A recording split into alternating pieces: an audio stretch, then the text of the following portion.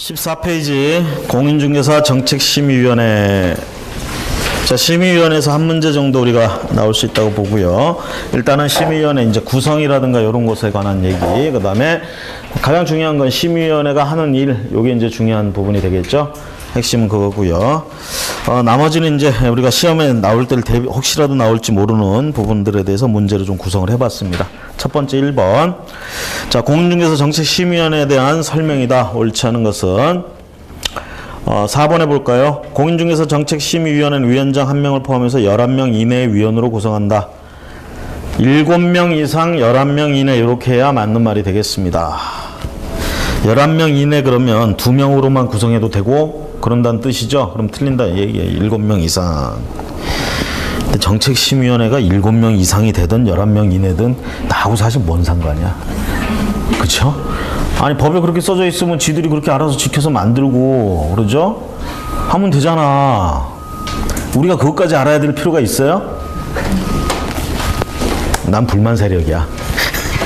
자, 4번에 어쨌든 그래서 7명 이상 11명 이내여야 된다. 이렇게 해야 맞는 말이 되겠습니다.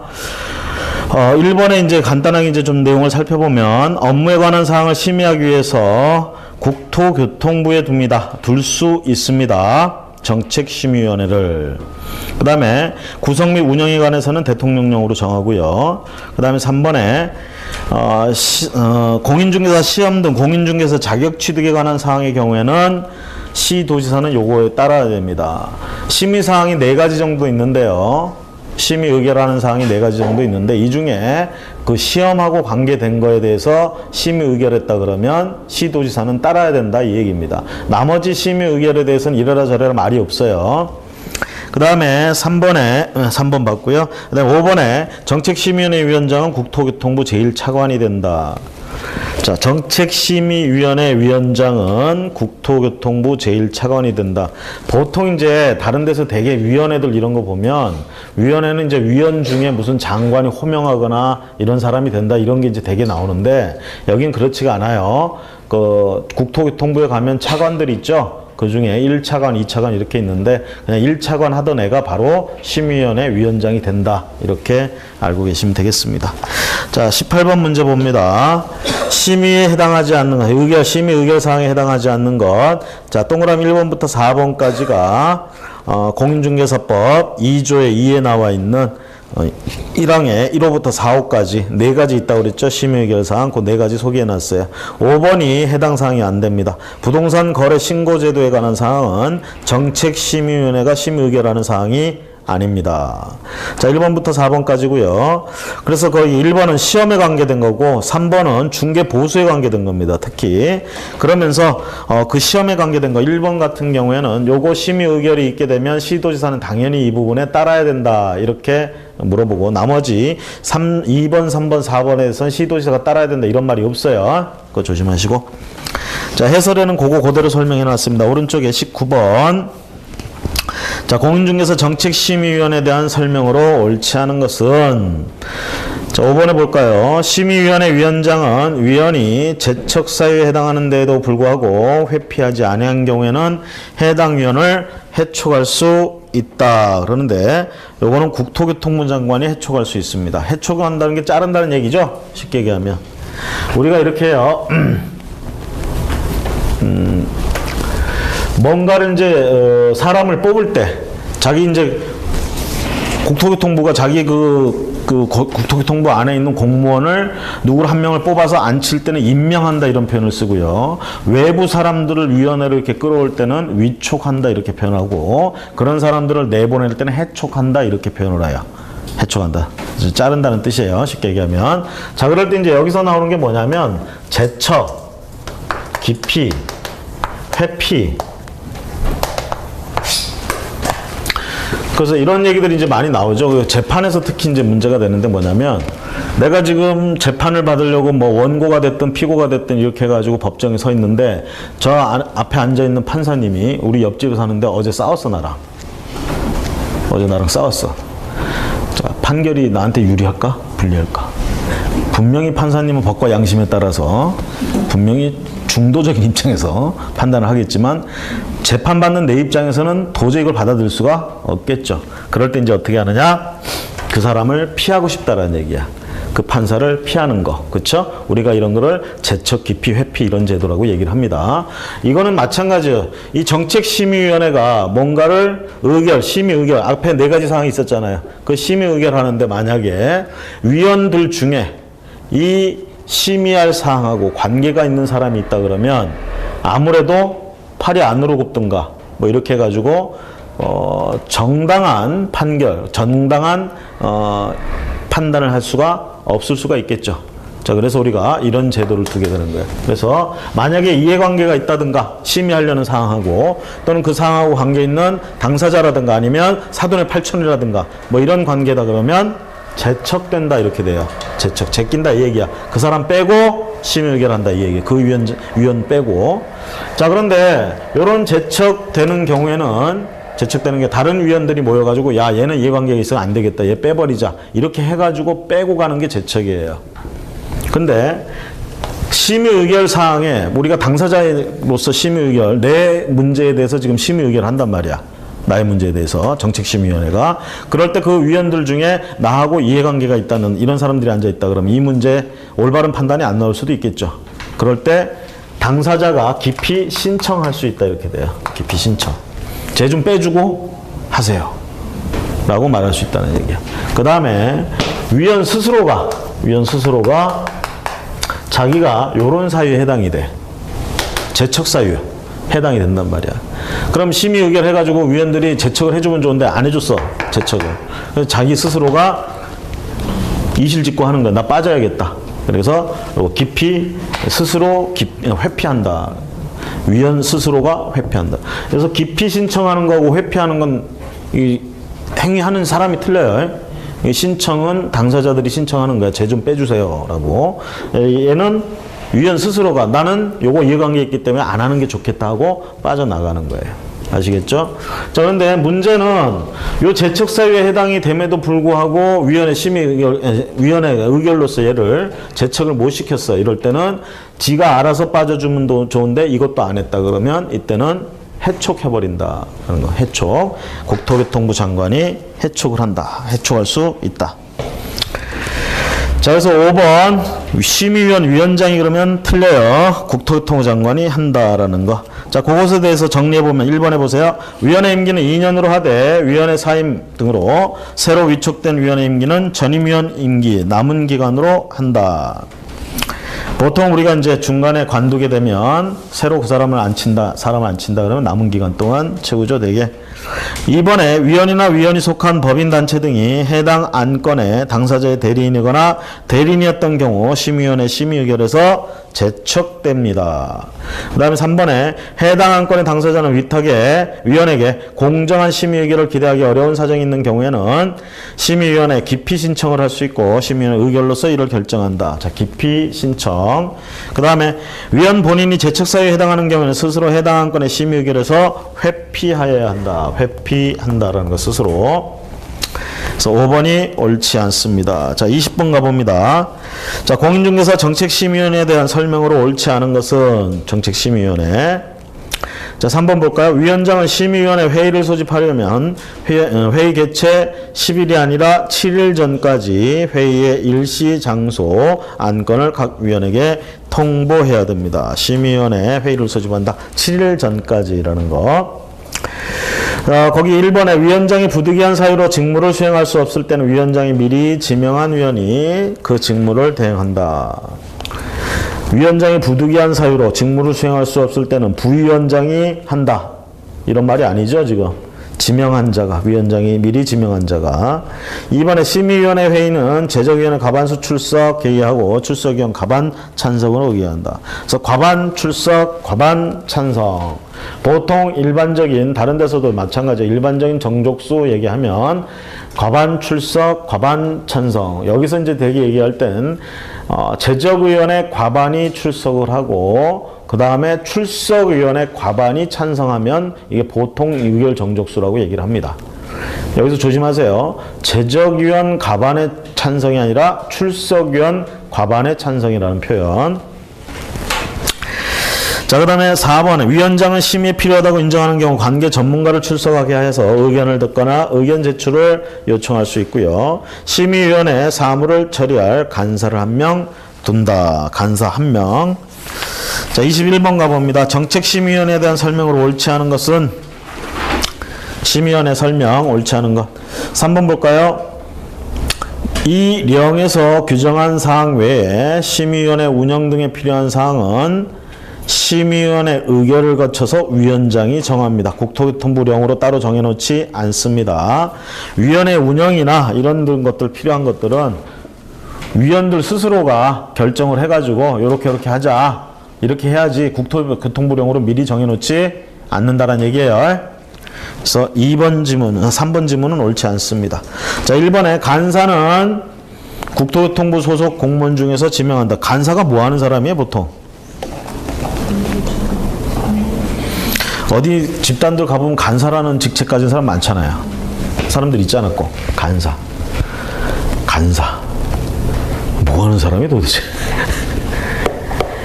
이렇게 생각하시면 돼요. 무슨 위원회거나 이런 회의 이런 것들이 이제 진행이 되고 운영이 되려면 중간에 운영 요원이 있어야 돼. 쉽게 얘기하면. 그렇죠? 중간에 업무를 그런 것들 뭐 이제 발송도 하고 뭐도 하고 이렇게 하는 사람 있잖아. 이제 그런 역할을 하는 사람이 되게 간사다 이렇게 보시면 돼요. 별걸 다 알려줘. 자, 이번에 심의위원회에 출석한 위원 및 관계 전문가에게는 예산의 범위에서 수당과 여비를 지급할 수 있고요. 4번에 심의위원회를 회의를 긴급하게 개최해야 하거나 부득이한 사유가 있는 경우에는 개최 전날까지 통보할 수도 있습니다. 아까 7일 전까지는 통보하라고 했는데 부득이하다, 급하다, 그럼 전날까지 통보할 수도 있다. 자, 5번에 심의위원을 대표하고 심의위원회 업무를 총괄하는 건 위원장이 합니다. 자, 22번. 자, 정책심의위원회에 관한 설명으로 틀린 것은 3번 볼까요? 심의위원회에서 중개보수 변경에 관한 사항을 심의한 시도지사는 이에 따라야 된다. 시험과 관련된 것에 대해서는 시도지사가 따라야 된다는 규정이 있죠. 나머지 심의사항에 대해서는 그런 규정이 없습니다. 따라라 마라 이런 얘기가 없다라는 거. 그래서 3번 지문 같은 게 옳지 않다. 1번에 뭐 위원장은 국토교통부 차관 제1차관이 되고요. 심의위원회는 1명 포함해서 7명 이상 11명이네. 앞에서 봤던 지문. 심의위원회 위원이 해당 안건에 대해서 연구 영역 감정을 한 경우 자, 의결에서 제척되고요. 5번에 부득이한 사유 뭐 이렇게 했을 때는 미리 지명한 의원이 직무대행. 자, 23번 가봅니다. 정책심의위원회 소관사항이 아닌 것은 자, 앞에서 나왔던 문제 한 번 더 반복입니다. 4가지 중에 안 들어가 있는 거 이 얘기죠. 심의 의결사항 4가지예요. 자, 2번에 공인중개사협회 설립 인가에 관한 의결은 심의위원회가 할 사항이 아닙니다. 나머지 4개의 심의사항이고요. 자, 24번 설명으로 옳은 것을 바르게 짝지은 것은 공인중개사에 관한 설명으로 옳은 것, 바르게 짝지은 것. 자, 2번에 기획과 니은이 바르게 짝지은 것입니다. D급번 볼까요? 공인중개사 정책심의위원회는 심의의결사항에 대하여 제적의원의 과반수 출석과 제적의원의 과반수 찬성으로 의결한다? 그렇죠. 뒤에 거는 출석위원회요. 앞에 과반 출석해야 된다 할 때는 제적의원의 과반이 출석해야 되고요. 출석한 사람들의 과반이 찬성을 해야 통과가 됩니다. 그래서 제적위원 과반의 찬성 그럼 틀리고 출석위원 과반의 찬성. 그래서 D급번이 옳지 않습니다. 자, 이 기역과 니은은 뭐 특히 니은은 그 제척되는 사유들 얘기입니다. 제척. 그래서 살펴보시면 되겠고 넘어갑니다. 자, 이렇게 해서 정책심의위원회. 자, 어쨌든 정책심의위원회에서 여러분들이 잘 기억하셔야 될 건 그 심의사항 4가지. 그 중에도 특히 시험과 관련된 사항은 심의 의결이 있게 되면 시도지사는 그것에 당연히 따라야 된다는 그런 규정이 그것만 있다라는 것. 다른 규정에는 다른 심의사항에 대해서는 그런 규정이 없다는 것 조심을 하시고요. 그 다음에 25번 가봅니다. 자, 중개대상물에 관한 시험 문제들이 나오고 있습니다. 중개대상물. 자, 일단 중개대상물은 뭐가 있어요? 이 법에서 말하는 중개대상물.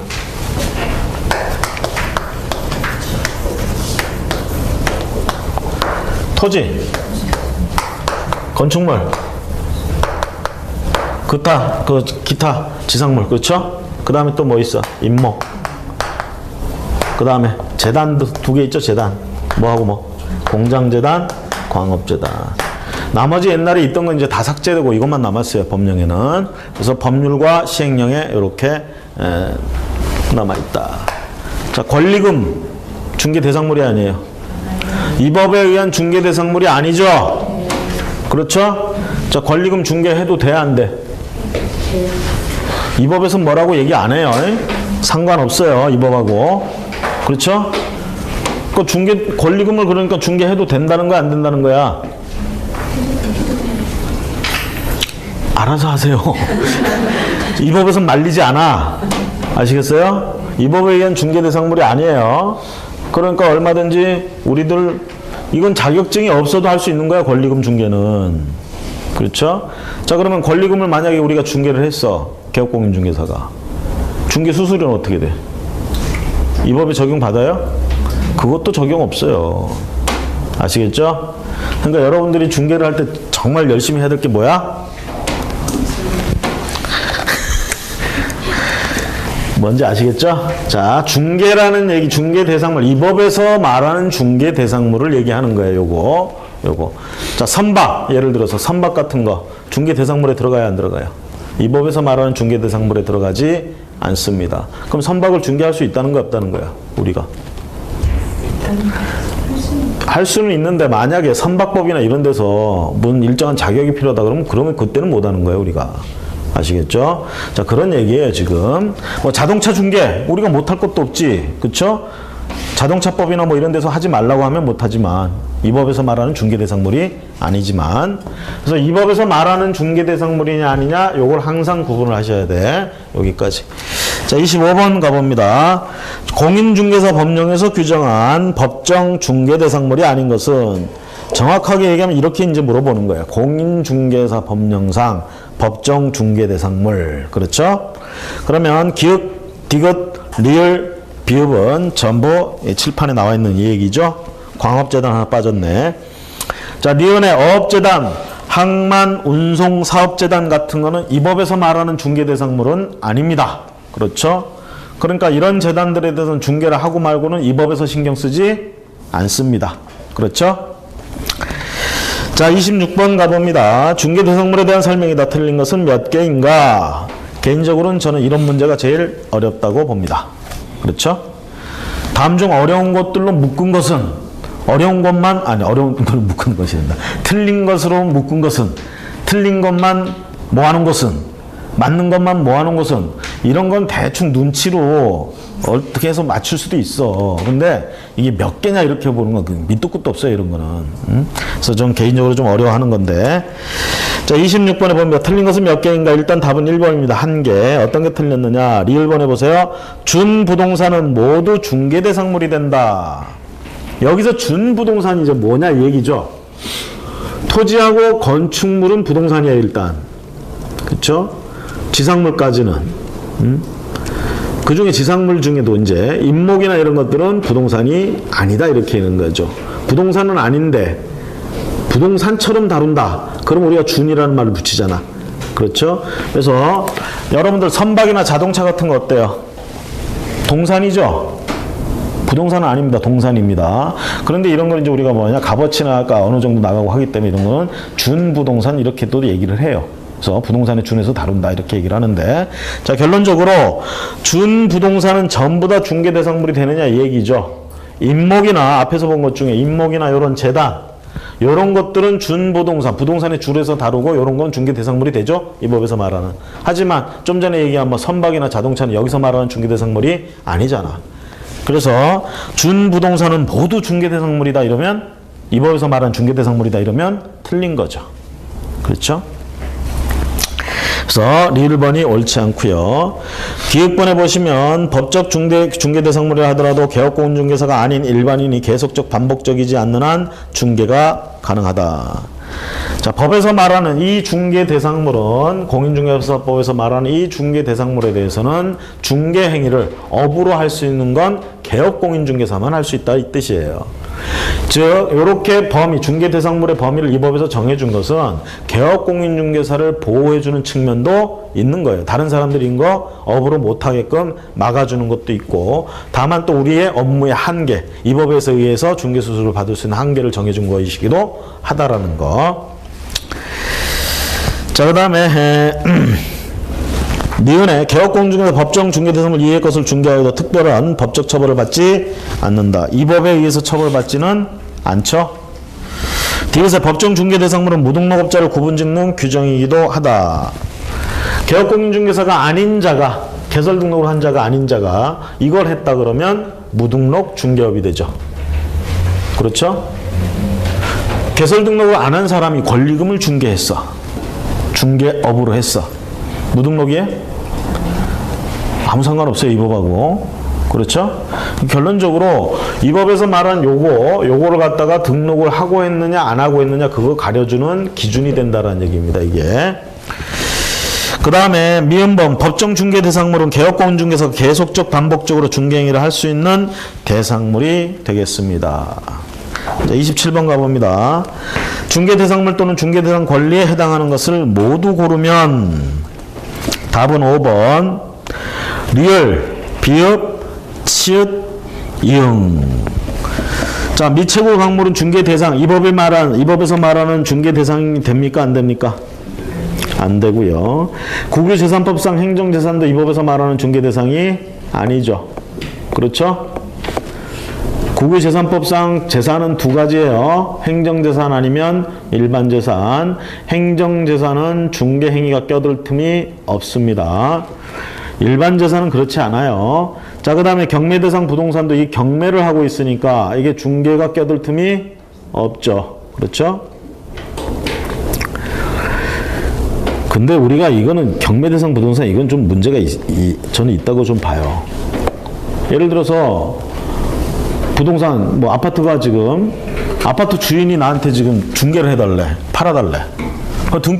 등기상 증명서를 발급받아 봤더니 경매 등기가 돼 있어. 그 법원에 들어가서 보니까 경매 사건이 지금 진행 중이야. 이거 중개할 수 있느냐 이 얘기죠.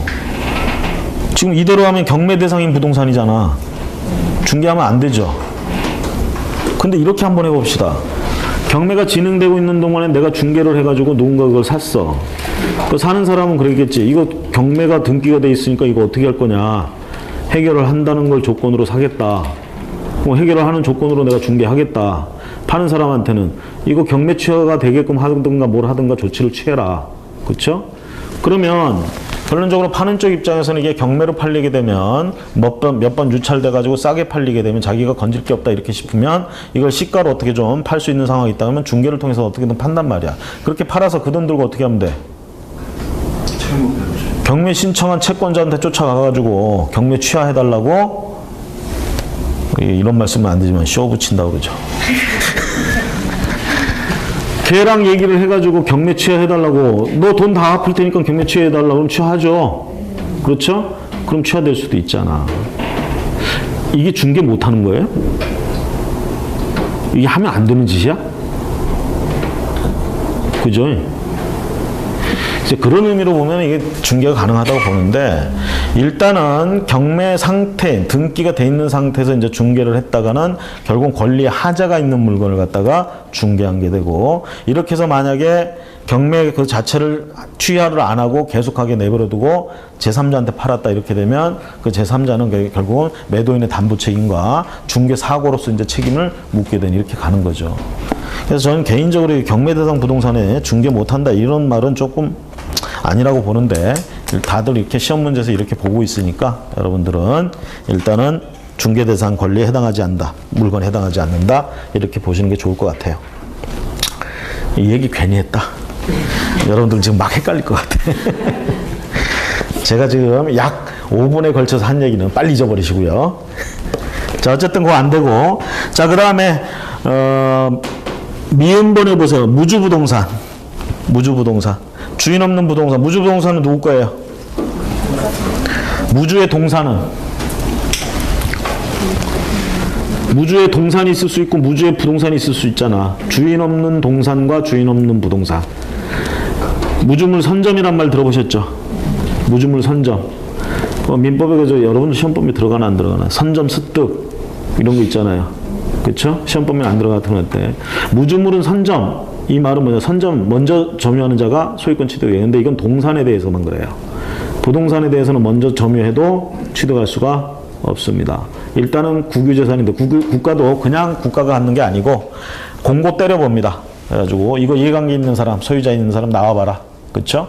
여기서 일정 기간 6개월이나 뭐 이렇게 안 나타나면 국가 거로 됩니다. 이런 걸 무주부동산이라고 얘기를 해요. 아시겠죠? 그러니까 무주부동산인 상태에서는 아직 중개 대상이 될 수가 없다 이 얘기입니다. 저당권이나 이런 건 되고요. 전세권 당연히 중개할 수가 있습니다. 근데 군사시설 보호지역 내 농지 이게 중개할 수 있느냐 이 얘기죠. 군사시설 보호지역 내 농지는요. 공법상의 규제가 따를지언정 거래 자체가 금지되지는 않습니다. 거래가 존재하니까 어떻게 돼요? 중개할 수가 있다는 얘기죠. 그렇죠? 그래서 10번 중개할 수 있습니다. 그래서 답은 5번이 되겠고요. 28번 가봅니다. 공인중개사 법령에 관한 설명으로 가장 옳은 것은 기역하고 끝에 두 개, 미음과 비읍이 옳습니다. 자, 옳지 않은 거 볼까요? 니은번 소속 공인중개사도 신규로 중개사무소 개설 등록을 할 수 있다. 소속 공인중개사라는 건 벌써 어디 소속돼 있다는 얘기죠 지금. 근데 이 사람이 또 개설 등록하면 이건 이중 소속의 문제가 될 수 있겠죠? 법에서는 하지 말라고 돼 있죠. 1년 1천만 원 이거 벌금 또는 등록이 그렇게 해서 등록한 거는 등록 취소. 그렇죠? 반드시. 디귿번 중개 대상물은 일반인들도 계속적 반복적으로 중개를 할 수 있는 대상물이다. 정확하게 얘기하면 공인중개사법상 중개대상물을 이렇게 표현해야 돼요. 진짜 꼬투리 잡자면 끝도 갔다 없어. 근데 그냥 여기서 이렇게 얘기하는 건 그냥 공인중개사법상 중개대상물이라고 보고 이거에 대해서는 뭐 일반인들은 우연한 기회 한 번 보수를 받은 거 이거는 중개업이 아니죠. 이런 건 해도 상관이 없어. 근데 이거를 계속적 반복적으로 하면 중개업이 되죠. 요건 개설 등록한 사람만 할 수 있잖아. 그래서 거기 중개대상물 일반도 계속적 반복적으로 중개할 수 있는 대상물이다 아니다라는 얘기죠. 리을번의 공인중개사는 공인중개사 자격을 취득한 개업공인중개사를 말한다. 공인중개사는 공인중개사 자격 취득을 한 자를 말해요. 그렇죠. 개업공인중개사하고 그냥 공인중개사 가장 큰 차이점. 개설 등록했느냐 안 했느냐. 그렇죠. 자, 그 다음에 그래서 니은디귿 리을이 옳지 않고요. 뭐 기억의 중개 대상이 되는 거래 행위는 중개 대상물의 매매 교환 임대차 그 밖에 권리득실 변경에 관한 행위까지 포함하고요. 미음번의 개업 공인중개사는 소속 공인중개사 중개 보조원을 채용할 수 있죠. 중개 보조원은 단순한 업무를 보조하는 자로서 중개 공인중개사 자격증을 취득하지 않은 자를 말한다. 맞습니까? 그래서 옳지 않은 건 니은디귿 리을. 자, 29번 가봅니다. 29번. 공인중개사법상 중개 대상물이 될 수 있는 경우는 모두 몇 개인가? 중개 대상물. 답은 3개입니다. 3개. 자, 첫 번째 거 봅니다. 주택이 철거될 경우 일정한 요건 하에서 택지개발 지구 내 이주자 택지를 공급받을 수 있는 지위인 대토권. 어떤 토지인지 특정되어 있지 않기 때문에 중개할 수가 없습니다. 중개 대상물이 아니고요. 두 줄 내려와서 아파트 추첨기일에 신청하여 당첨되면 아파트의 분양 예정자로 신청될 수 있는 지위인 입주권. 우리가 보통 알고 있는 입주권. 자, 이렇게 된 상태에서는 아직 몇 동 몇 호인지 확정할 수가 특정되어 있지 않죠. 그렇죠? 이런 상태면 어떻게 되는 거야? 중개할 수가 없는 상태입니다. 그 위에 분양계약이 체결되어 동호수가 특정된 장차 건축될 아파트. 이게 이제 대표적인 분양권이에요, 이게. 이거는 중개 대상물이죠. 그 밑에 입주권은 이렇게 안 돼 있다는 얘기예요, 지금. 그 다음에 임모, 광업재단 전부 다 중개 대상물, 이 법에 의한 중개 대상물이 되죠. 그래서 답은 3개 중개 대상물이 될 수 있는 것. 자, 30번 가봅니다.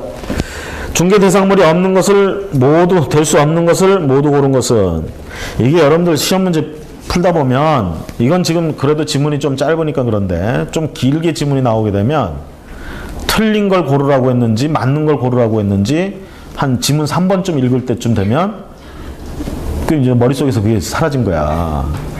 그 읽다 보면 이제 3번 그냥 읽고 있어. 옳은 말인지 틀린 말인지 판단도 안 해. 그냥 3번, 4번 읽고 5번 읽고 5번까지 가서야 이제 그제서 뭘 고르라고 그랬지? 그쵸? 다시 1번부터 이제 보는 거지. 이게 연습이 안 돼 있으면 이렇게 당해요. 아시겠죠? 근데 이렇게 할 시간이 없어, 시험장에 가면. 한 문제 평균 1분이에요, 1분. 이것저것 또 떼고 나면 쉽게 얘기하면 50초 안에는 해결해야 돼. 마킹까지 해야 돼. 빨리 읽는 것도 중요하지만 정확하게 한 번을 보더라도 그것도 잘 골라야 돼. 아시겠죠? 네. 자, 그 다음에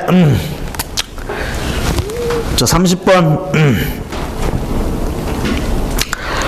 될 수 없는 건 모두 고른 것은 중개대상물이 될 수 없는 것. 기역, 니은, 디귿, 리을 전부 다 중개대상물이 될 수 없습니다. 기억본 볼까요?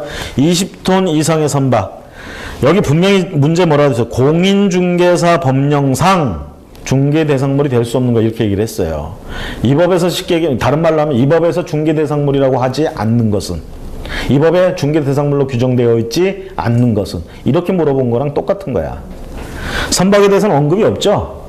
이게 이제 과거 한 15년, 20년 전에 제가 시험 볼 때 2000년도에 그때까지만 해도 선박 이런 게 들어가 있었어. 중개대상물에 20톤 이하 이런 것들이. 지금 그거 다 삭제되고 그래서 없어요. 지금 법에는. 그래서 기억은 해당이 없고 규정이 없고. 니은번 콘크리트 지반 위에 쉽게 분리 철거 가능한 볼트 조립 방식으로 철제 파이프 기둥을 세우고 지붕을 덮은 다음 3면이 그런 다음에 3면에 천막을 설치한 세차장 구조물. 이 법에 의한 중개대상물이 아닙니다. 정착물이라고 볼 수가 없고요.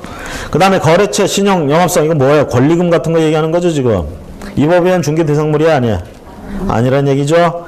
리을번에 주택이 철거될 경우 일정한 요건에서 택지개발지구 내 이주자 택지를 공급받을 지 대토권. 그냥 일반적으로 대토권이라고 얘기하거나 일반적으로 입주권 얘기하면 일단은 이 법에서 말하는 중개대상물은 아닙니다. 아시겠죠? 그럼 대토권 중개해도 되는 거야, 안 되는 거야?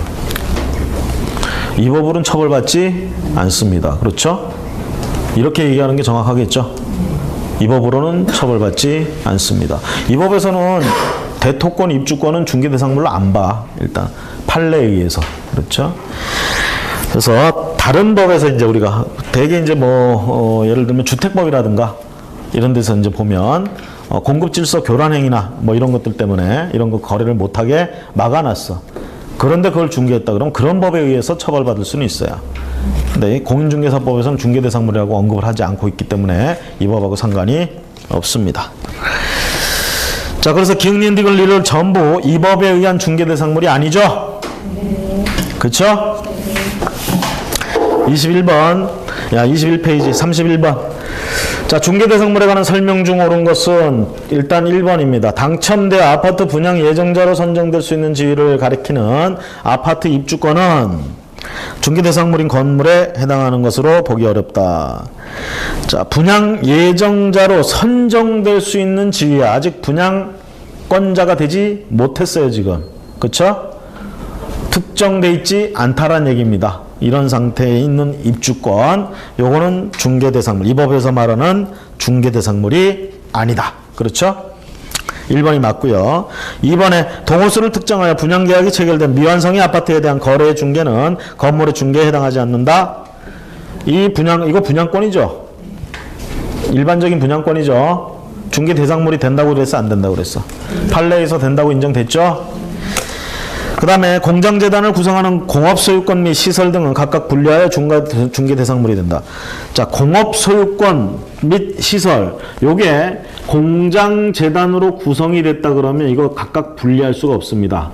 공장재단으로 구성 안 돼 있는 상태에서는 그냥 분리해서 처분하거나 그건 소유자 마음이에요. 근데 요게 재단이 구성돼 버렸다 그러면 재단을 해체하지 않는 한 이거 분리해서 거래할 수가 없다. 이 법에서 말하는 중개대상물에 들어가지 않습니다. 상가 권리금은 중개대상물에 해당한다? 이 법에서 말하는 중개대상물에 해당하지 않습니다. 그 다음에 5번에 명인방법을 갖추지 않았다 하더라도 가식 중인 수목은 중개대상물이다. 가식 중이라는 게 뭐겠어요 지금? 잠시 지금 심었다가 옮겨갈 거라는 얘기죠. 이러면 쉽게 이동시킬 수 있는 거기 때문에 정착물이라고 보지 않습니다. 그렇죠? 자, 그렇기 때문에 이런 수목은 명인방법을 갖추지 않았다 하더라도 중개대상물 이렇게 얘기할 수가 없다는 얘기죠. 자, 32번 가봅니다. 옳지 않은 것은 임목에 관한 설명. 옳지 않은 것은 3번 볼까요? 토지 등기부의 표제부에서 임목 등록 명의인의 성명과 등록일자를 토지대장 또는 임야대장 사유란에서 임목 등기 사실 및 임목 등기 번호를 확인할 수 있다. 이게요, 이 임목은 어디에다 심어요? 어디에 있어요? 토지 위에 있죠. 그렇죠? 그 임목 등기를 한다 그러면 사실은 등기부가 2개 만들어지는 거랑 마찬가지야. 그 원래 토지 등기부가 있고, 그쵸? 여기 토지가 이렇게 있어. 여기 임목이 이렇게 있단 말이야. 그렇죠? 그러면 토지에 대한 등기부가 있어야 될 거 아니야. 토지 등기부. 그렇죠? 그 다음에 요거 지금 임목 등기한다 이 얘기야. 임목 등기부가 따로 만들어지는 거잖아. 그렇죠? 그러면 토지 등기부 존재하고 임목 등기부 존재하는 거예요. 마치 이걸 건물이라고 한번 생각을 해봐. 건물. 단독주택. 단독주택은 토지 등기부 있어요, 없어요? 따로 존재하죠. 건축물 등기부 따로 존재하죠. 공동주택은 집합건물 등기부, 토지 등기부 어떻게 해요? 아파트 세웠어. 소유권 보전 등기하려고 그래. 토지 등기부 존재했었죠. 이거 어떻게 처리해요? 폐쇄. 토지 등기부 폐쇄. 여기서 폐쇄한다는 얘기는 이거 파기한다는 뜻이에요? 아니면 이거 입구에 X자 딱 치고 더 이상 들어가지 못하게 한다는 뜻이야? 이 표현이 또 자, 등기부라는 건 장부죠. 장부. 지금 전산화되어 있는 거 컴퓨터 생각하지 마시고 종이에다 쓴다고 생각을 해봐. 장부에는 뭘 끄적끄적 쓸 수 있잖아. 그쵸?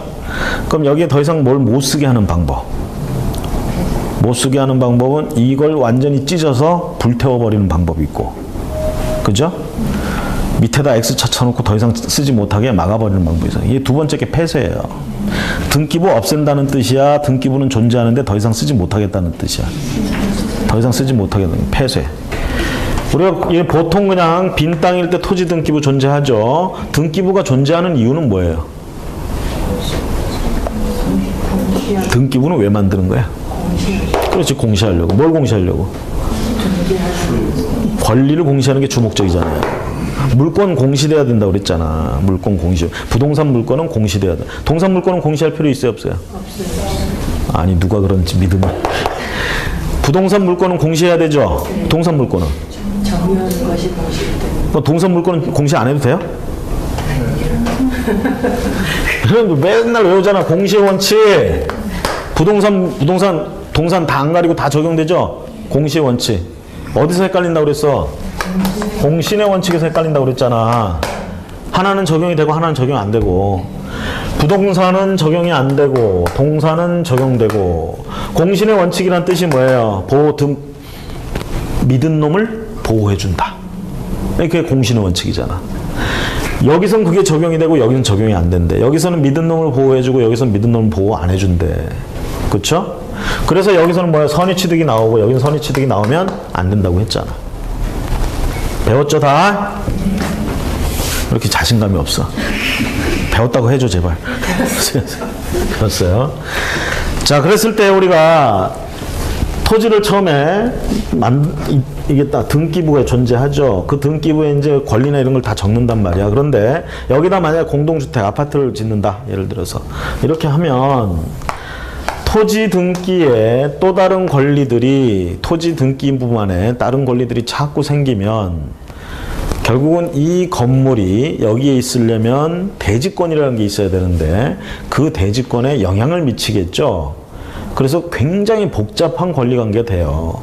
그렇기 때문에 이런 대지권은 이 건물 전용 부분에 붙여서 함께 움직이게끔 해주려고 더 이상 여기에는 뭐 다른 권리들 생기지 못하게 막을 필요가 있는 거야. 그래서 토지 등기부는 폐쇄하고 새롭게 등기부를 개설하는 거예요. 집합건축물 등기부로 새로 만드는 겁니다. 그래서 결론적으로 집합건물 등기부에 표제부 2개 둔다고 그랬죠. 표제부를 2개 두면서 어떻게 하느냐? 첫 번째 표제부에도 토지와 건물에 대한 내용이 나오고 두 번째 표제부에도 토지와 건물에 대한 내용이 나와. 그 다음에 갑구와 을구가 있죠. 권리에 관한 얘기가 나와야 되겠죠. 이때 조심하실 건 이 갑구와 을구에 나오는 권리는 건물에 대한 권리입니다. 토지에 대한 권리는 여기 나오면 안 돼요. 아시겠죠? 표제부에만 토지에 대한 얘기가 나와요. 그 얘기는 뭐냐면 폐쇄할 당시에 어떻게 하느냐? 이 토지에 기록되어 있던 살아있는 권리관계를 전부 정리해서 권리관계는 애지간하면 다 말소하고 소유권만 딱 존재하게끔 이렇게 해가지고, 아니면 대지권이 만약에 지상권이다 또는 저당권이다 그러면 그런 것만 존재하게 하고 나머지는 싹 지우고 간다는 얘기고, 더 이상 토지 등기부 폐쇄를 했기 때문에 토지에 관한 어떤 다른 권리를 설정하지 못하게 막는다는 뜻이야. 그래서 집합건축물 등기부에 갑구을구에도 토지에 관한 얘기는 안 나오게 되는 거지. 그렇죠? 자, 그런데 업무는 이렇게 처리하는데 문제는 어떤 문제가 생기냐면 이 토지에다가 아파트를 짓는 건설 시공사든 시행사든 돈이 없어. 건물 짓는데도 돈 들어가야 되잖아. 그죠? 그럼 돈을 끌어와야 될 거 아니야. 은행 가서 돈 빌려달라고 그러면 그냥 안 빌려주죠. 어떻게 할까? 담보 잡아야 될 거 아닙니까? 담보는 이 토지가 지금 담보다, 예를 들어서. 그럼 여기다 저당권 설정하고 돈 빌려줘요. 그 돈으로 이거 짓는 거야. 그럼 이거를 분양하는 사람 어떻게 하겠다는 거야? 팔아서 번 돈으로 돈 갚고 토지의 저당권 말소하겠다 있던 아닙니까? 그렇죠? 말소하고 폐쇄하는 거야, 등기부. 그렇죠? 자, 그런데 분양이 잘 안 됐어. 보존 등기는 해야 되겠고. 자, 이럴 때는 어떻게 해야 될까? 어쨌든 이거 등기를 해야 되잖아. 그렇죠? 그 저당권 돈 안 갚았으니까 말소 못 하죠? 그대로 둔 상태에서 폐쇄해요. 근데 중요한 거 그러면 토지 등기부에 지금 저당권이 있어 없어? 살아 있잖아요. 그렇죠? 이거 폐쇄했기 때문에 사람들은 전부 이제 집합건축물 등기부만 띄워본다고. 그러죠? 폐쇄했으니까 이게 없는 거예요, 지금? 있긴 있는데 폐쇄됐으니까 더 이상 기록할 게 없으니까 없겠지 하고 이것만 보는 거야, 다. 그런데 여기 갑구하고 을구에 특히 저당권, 토지 저당권 얘기 나와, 안 나와? 안 나온다고 그랬잖아요. 건축물에는 이거 토지 저당권 안 나온다고 그랬잖아. 그 사람들은 그러니까 이때 이거 501호 아무것도 없네, 깨끗하네 하고 산단 말이야. 근데 501호의 대지권, 그 소유권에는 저당권이 붙어 있단 말이지. 그걸 모른단 말이에요, 사람들이. 그래서 알려줄 필요가 있잖아요. 그렇죠? 그 토지 등기부에 토지 별도 등기 있음이란 말이 그래서 들어가는 거예요. 그럼 토지 별도 등기 돼 있으면 이렇게 되면 어떻게 해야 되느냐? 이 토지 등기부 발급받아 봐야 돼. 폐쇄된 것도 발급해줘요, 결국은. 기록만 못해.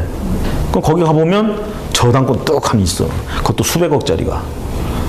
아니, 그러면은 501호를 사면은 수백억의 채무를, 그건 아니지. 그 저당권은 결국은 지분으로 채무를 지게 되는 개념으로. 경매 이런 물건 나오죠? 501호.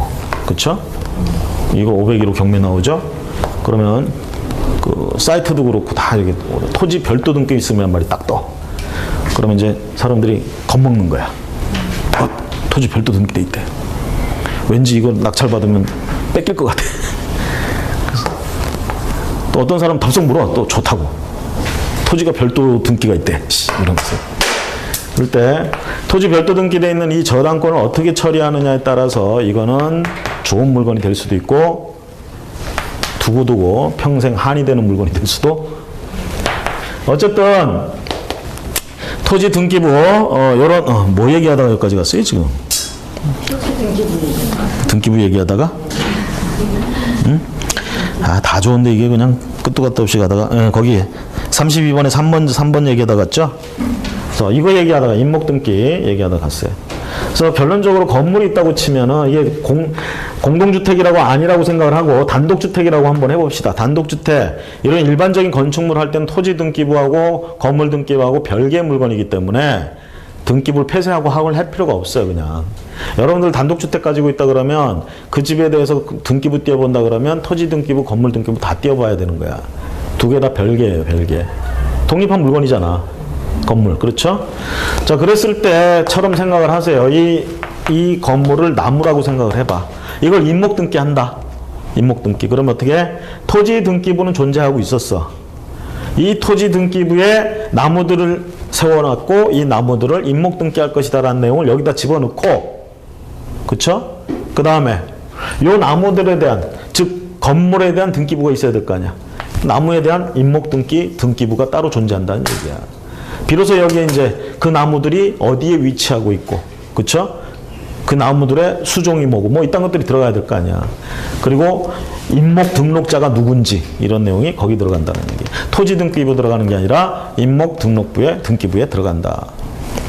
그래서 해설해 보시면, 토지 등기부 표제부에는 임목등기 사실, 임목등기 번호를 확인할 수 있습니다. 그래서 토지 등기부에는 이 토지에는 이딴 나무들이 지금 심어져 있다. 임목등기한 나무들이 있다. 라는 것을 알리는 정도만 올라간다는 얘기예요. 토지 등기부에는. 그게 거기 등기 사실과 번호, 그 정도가 기재가 되는 거예요. 토지 등기부에는. 이에 반해서 임목 등기부가 따로 존재해요. 여기에는 이제 임목 등록 명의인 확인, 여기 이제 비로소 그 임목의 주인이 누군지 이런 게 나온다라는 거. 됐습니까? 그래서 3번은 그 부분을 갖다 살짝 바꿔서 지금 얘기했는데 틀렸다 이렇게 보시면 되겠고요. 자, 나머지 1번, 2번, 4번, 5번은 옳은 지문이 되겠습니다. 자, 22페이지 가보시면 이제 공인중개사 시험제도 나오고 있습니다. 시험제도. 시험제도에서도 우리가 한 문제 정도는 예상을 해볼 수가 있겠습니다. 한 문제 정도 시험. 일단 절차상으로 뭐 1차, 2차 나눠서 한다 뭐 이런 부분들이 있고요. 그다음 합격자는 어떻게 뽑는지 뭐 이런 내용들. 근데 이제 무엇보다도 중요한 건 시험 주관하는 시행기관이 누구냐라는 부분. 시행기관장 관련돼서 우리가 문제가 될 수 있다. 그 다음에 이 시험에 관계돼서 심의 의결해주는 기관이 어디였어요? 앞에서 본 정책심의위원회. 그렇죠? 자, 1번에 봅니다. 다음 중 공인중개사 시험 실시와 관련한 설명 중 옳지 않은 것은 5번 볼까요? 시험 시행기관의 장은 시험을 시행하고자 하는 때 예정 시험 일시, 시험 방법 등 시험 시행에 관한 개략적 사항을 매년 2월 28일까지 올해도 했죠? 관보 또는 일간신문에 공고한다가 아니라 관보 및 일간신문에 공고해야 됩니다. 저한테 욕하지 마세요. 제가 낸 문제 아니에요. 아시겠죠? 또는이 아니라 또는 하고 미하고 얼마나 중요하다고 이런 거를 참, 그죠? 자, 1번에 국토교통부장 시험 수준의 규정 유지를 위해서 직접 시행할 수 있으며 시험 문제를 직접 출제할 수 있다. 원칙적으로 시험 시행기관장은 시도지사, 예외적으로 국토교통부 장관. 그렇죠? 자, 지금 한국산업인력공단에서 지금 실시하고 있죠, 대개. 자, 한국산업인력공단은 시험 시행기관이에요, 아니에요? 그렇지. 시험 시행기관은 시도지사, 국토교통부 장관이에요. 아시겠죠? 그럼 한국산업인력공단 그냥 위탁받아서 일 처리하는 애들 뿐이야. 이번에 국토교통부 장관이 직접 출제하거나 직접 시행하고자 할 때는 미리 정책심의의 의결을 거쳐야 되죠. 국토교통부 장관 언제 나선다고 그랬어? 원래는 시도별로 알아서 하는 거예요. 원칙이에요. 그렇죠? 근데 시도별로 하다 보면 어떻게 돼? 문제 난이도라든가 뭐 이런 것들. 여러분들 운전면허 같은 것도 뭐 불면허 뭐 이런 것들 있잖아. 어느 지역은 되게 힘들고 어느 지역은 되게 쉽고 이렇게 해봐. 그럼 다 거기 가서 따고 그럴 거 아니야. 어? 그래서 이런 문제들이 있기 때문에 국토교통부장이 나서는 예외적인 경우는 대표적인 게 그겁니다. 전국적인 수준을 평균적으로 유지해야 될 필요가 있을 때 이때 나서는데 이렇다 하더라도 그냥 나설 수 있는 게 아니라 심의 의결을 거쳐야 나설 수 있다는 거. 그 다음에 3번에 보시면 시험 시행 기관의 장은 시험을 실시하기 어려운 부득이한 사유가 있는 경우에 공인중개사 정책심의위원회 의결을 거쳐서 당해 연도에 시험을 실시하지 않을 수도 있습니다. 시험은 1년에 연에 1회 이상 실시하는 게 원칙이고요. 지금은 보통 1회만 실시하고 있죠. 자, 근데 부득이한 사유가 있어서 안 할 수도 있습니다. 그 의결을 심의위원회가 의결. 4번에 공인중개사가 되고자 하는 자는 특별시장, 광역시장, 도지사가 시행하는 시험에 합격해야 된다. 이게 원칙이죠. 그렇죠? 원칙적인 규정입니다. 자, 2번에 가봅니다. 가장 옳은 것은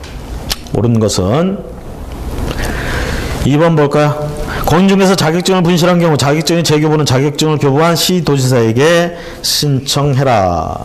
그래서 자격증 교부한 시도지사에게 신청해서 받는 것이 원칙이겠죠. 자격증은 1번에 휴폐업을 한 때는 등록증을 첨부하여 등록관청에 신고해야 된다. 이거 뭐가 틀린 거예요? 개업공인중개사가 휴업하거나 폐업할 때는 등록증 관청에 첨부해서 신고해야 안 해요? 휴업 신고해야 안 해? 3개월 이상 휴업하는 건 신고해야 되죠? 폐업 신고해야 안 해? 폐업도 신고하죠? 등록증 첨부해서 제출해야 되죠? 신고해야 되죠? 뭐가 틀린 거예요? 짜증나죠? 하고자 할 때는 이게 한때는 뭐야?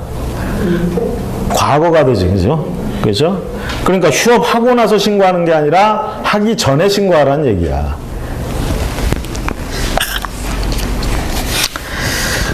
분노가 치밀어도 참아야 돼. 자, 3번에 공인중개사인 개업공인중개사가 경기도에 사무소가 있다면 경기도지사로부터 자격 취소 처분을 받는다. 이 3번 지문도 애매한 지문이에요. 이거 문제가. 해설 가보세요. 3번. 자격 취소는 자격증을 교부한 시도지사가 한다. 이렇게만 해야 맞는 말이고, 사무소 소재, 교부한 소재가 다른 경우에 사무소 소재 시도지사가 취소 처분 절차를 모두 이행한 다음에 자격증을 교부했던 교부한 시도지사에게 통보해 준다. 이렇게 해야 맞는 말이다. 이 얘기입니다. 이게 3번 지문 애매한 지문이에요. 이거. 4번에 중개법인의 분사무소에서 사용할 인장은 법인의 대표자가 보증한 인장으로서 중개법인의 분사무소로 소재지 등록관청에 주된 사무소 소재지. 그래서 우리가 법인에 있어서는 대부분의 행정업무 처리 다 어디서 해요? 주된 사무소 소재지 관할 행정청에서 한다. 일단 이렇게 생각을 해야 되겠죠? 그 다음에 5번에 개업공인중개사 등은 연수교육을 받아야 하며 공인중개사 법령은 연수교육 실시관으로 시도지사만을 규정하고 있다.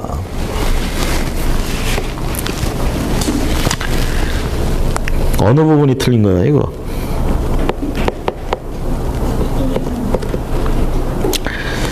개업공인중개사 등 하면은 개업공인중개사 들어가죠?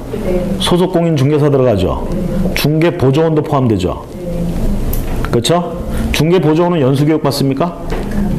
직무교육 받죠? 그래서 틀린 거예요. 그러게 우리가 세밀하게 공부를 해야 돼. 결론적으로. 자, 등자. 그래서 개업공인중개사라고 부를 때하고 개업공인중개사 등이라고 부를 때하고 이 범위. 이게 법령이 몇 개 좁으면 안 되고 법령으로서는 시험 범위가 좁다 보니까 이런 현상이 나오는 거예요. 시험 문제 낼 때. 별 수 없어. 안 그러면 이거 되게 쉬운 문제가 돼요. 되게 쉬운 과목이 된다고.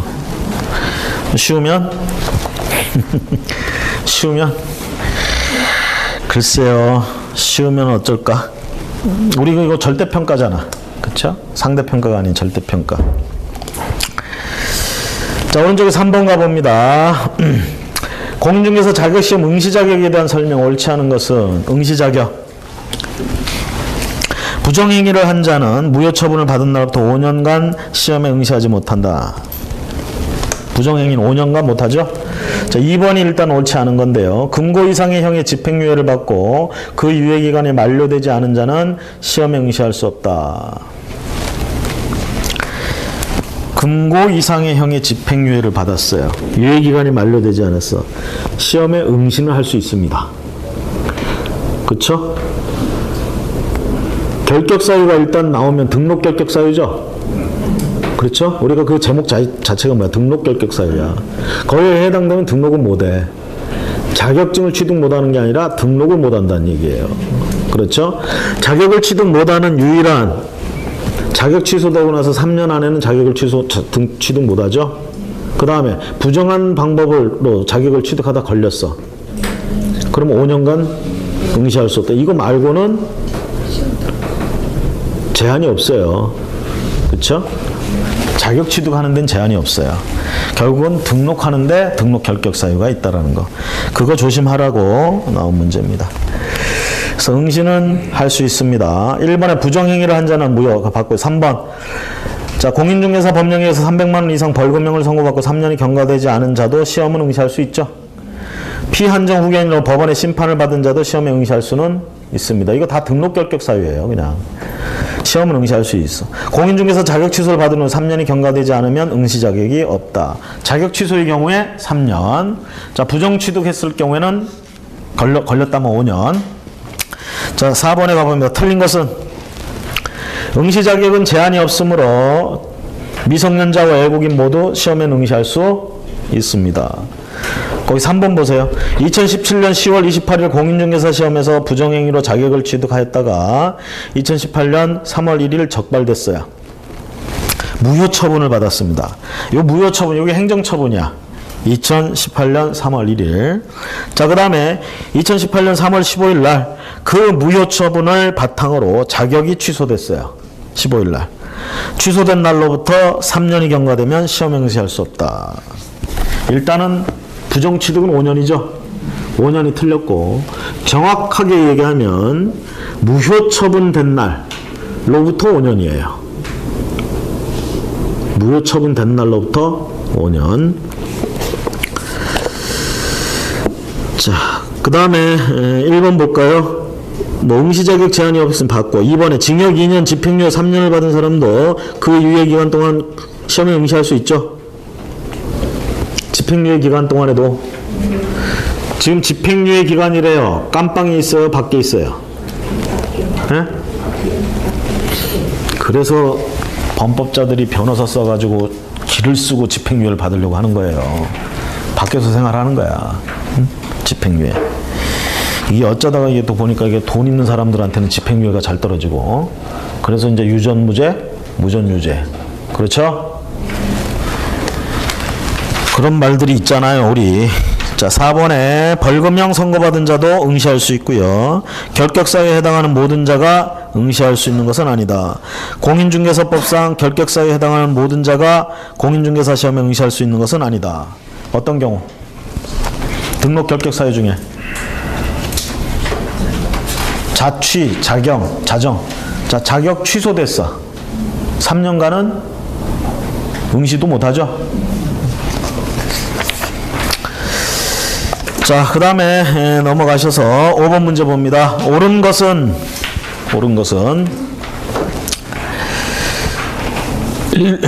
4번 해볼까요? 공인중개사가 아닌 자가 공인중개사 명칭을 사용할 경우 1년 이하 징역 또는 1천만 원 이하 벌금에 처하게 된다. 자, 부정사용이죠? 1년 1천만 원 이하. 자, 1번 해볼까요? 1차 시험은 주관식 단답형 또는 기입형으로 출제하는 것을 원칙으로 하되 선택형을 가미할 수 있다. 1차는 선택형을 출제하는 게 원칙이죠. 그리고 주관식으로는 단답형, 기입형을 가미할 수 있고요. 2번에 응시자가 등록의 결격사유 하나라도 해당되면 자격시험에 응시할 수 없다. 등록 결격사유하고는 상관이 없죠, 거의. 3번에 부정행위자는 그 시험을 무효로 하고 당해 시험일로부터 3년간이 아니라 일단 5년간. 5번에 시험은 매년 1회 이상 시행한다. 다만 국토교통부 장관의 시험을 시행하기 어려운 부득이한 사항이 있는 경우에 공인중개사 정책심의회 의결을 거쳐 당해 연도 시험을 시행하지 아니할 수 있다. 국토교통부 장관이 아니고 누가? 시험 시행기관장은 이렇게 얘기를 해야 된다. 근데 이거는 12로 붙으려면 또 12도 붙을 수 있지. 국토교통부 장관은 시험 시행 기간 장애 아닌가요? 맞죠? 그럼 뭐가 잘못된 거야? 그렇죠? 그 문장도 맞는 문장이잖아, 그렇게 치면. 어쨌든 옳지 않은 걸로 일단 봤습니다. 그래서 4번 지문이 옳다 이렇게 보시고요. 그 다음에 6번은 잠시 쉬었다가 보도록 하겠습니다.